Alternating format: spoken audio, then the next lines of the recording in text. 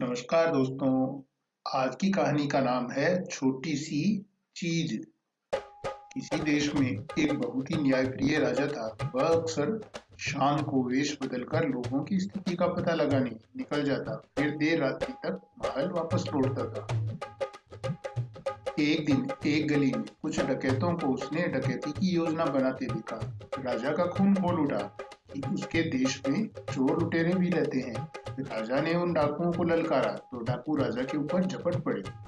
राजा उनसे लड़ाई लड़ ही रहा था कि तीन युवक उधर से आ निकले। उन युवकों ने एक अकेले व्यक्ति को लुटेरे से लड़ाई करते देखा तो तुरंत उसे बचा लिया और डाकुओं पर टूट पड़े।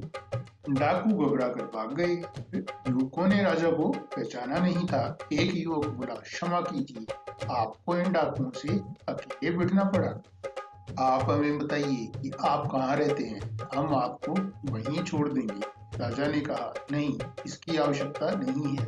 आप जैसे योग्य युवक हमारे देश में रहते हैं तो मैं अकेला कहाँ हूँ, आप भी मेरे मित्र ही हैं। राजा कुछ देर बातें करता हुआ उनके साथ चल दिया और बातों बातों में उन युवकों का नाम पता आदि पूछ लिया।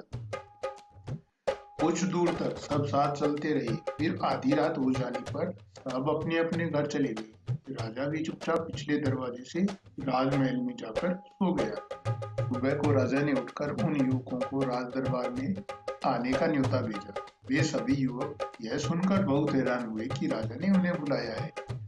उनमें से कुछ युवक डर के मारे घबरा रहे थे कि कहीं उनसे अनजाने में कोई गलती हो गई है जिसकी उन्हें सजा मिलने वाली है। जब युवक राजमहल में पहुंचे तो यह देखकर विस्मित रह गए कि रात में डकैतों से टक्कर लेने वाला व्यक्ति और कोई नहीं बल्कि उस देश का राजा था।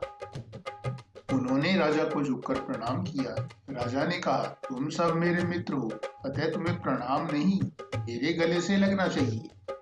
सभी युवक राजा की बात सुनकर बहुत खुश हो गए। राजा ने तीनों युवकों को गले लगाते हुए कहा, तुम सभी मेरे मित्र हो।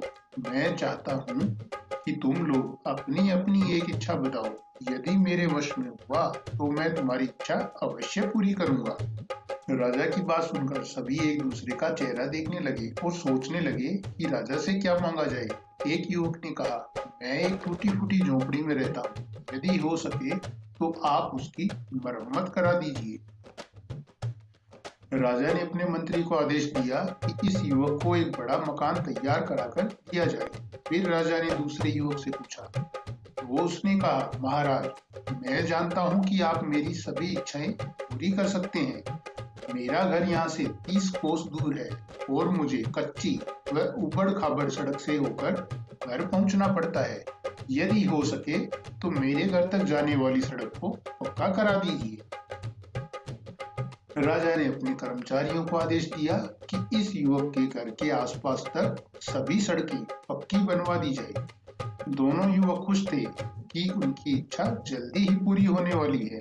वे सोच रहे थे कि उनका तीसरा मित्र तो सुंदर कन्या से विवाह कराने की प्रार्थना करेगा, क्योंकि उसके माता पिता उसके लिए सुंदर व होशियार बहू की तलाश में हैं। तभी तीसरे युवक ने राजा से कहा, महाराज, छोटा मुंह बड़ी बात न समझे तो मैं आपसे एक निवेदन करना चाहता हूँ। राजा ने कहा, तुम्हें जो भी कहना हो निसंकोच कहो।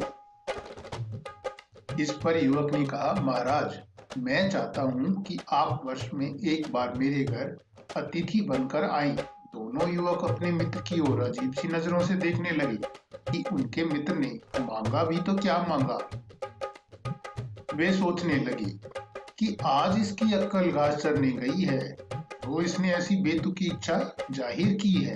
राजा युवक की इच्छा सुनकर थोड़ा असमंजस में पड़ गया, क्योंकि उसने वायदा किया था कि यदि उसके वश में होगा तो उसकी इच्छा अवश्य पूरी करेगा। अतः राजा ने उसकी इच्छा पूरी करने की स्वीकृति दे दी। सभी युवक अपने अपने घर चले गए। कुछ दिन यूं ही बीत गए। चूंकि उस तीसरे युवक के यहाँ राजा को अतिथि बनकर जाना था, इस कारण उसके लिए एक बड़े और आलीशान मकान के निर्माण की तैयारी शुरू कर दी गई और उस युवक को उस आलीशान मकान में अपने परिवार के साथ रहने के लिए भेज दिया गया। फिर उस युवक के घर के कामों के लिए अनेक नौकरों चाकरों का प्रबंध किया गया ताकि जब राजा वहां रहने जाए तो उन्हें किसी प्रकार की असुविधा न हो।